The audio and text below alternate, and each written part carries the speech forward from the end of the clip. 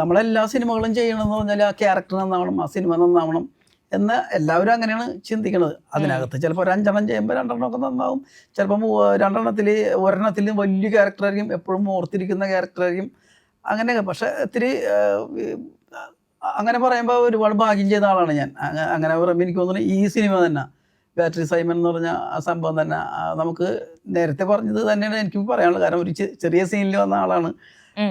അപ്പം ഈ സിനിമയിൽ നമുക്ക് ഇത്രയും വലുതായിട്ട് നിൽക്കണം, ഈ സിനിമ ഇത്രയും വലുതായിട്ട് നിൽക്കണം, അപ്പോഴും നമ്മൾ അതിനകത്ത് ഒഴിവായിട്ടില്ല, അപ്പോഴും ഇഷ്ടം കൂടിക്കൂടിയാണ് വരുന്നത്. അപ്പം നമ്മൾ അതിന് വേണ്ടിയുള്ള ഇഷ്ടപ്പെടുന്ന രീതിയിലുള്ള കാര്യങ്ങളാണ് സിനിമയിലും ചെയ്യണത്.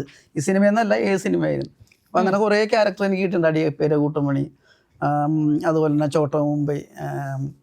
ഹ്യൂമർ കുറവാണെങ്കിലും ആദ്യത്തെ പടം എനിക്ക് നന്നായിട്ട്, ഞാൻ മാത്രമുള്ള അതിനകത്ത് തമാശകളൊക്കെ പറയുന്ന ആളെങ്കിലും മമ്മൂക്കയുടെ കൂടെ എപ്പോഴും കാണുന്ന ഒരാളായതുകൊണ്ടും അത് ആ കഥാപാത്രം വലിയ കഥാപാത്രമായിട്ട് നിൽക്കുന്നുണ്ട്. അങ്ങനെ കുറേ ഭാഗ്യം കിട്ടിയിട്ടുണ്ട് നമുക്ക്.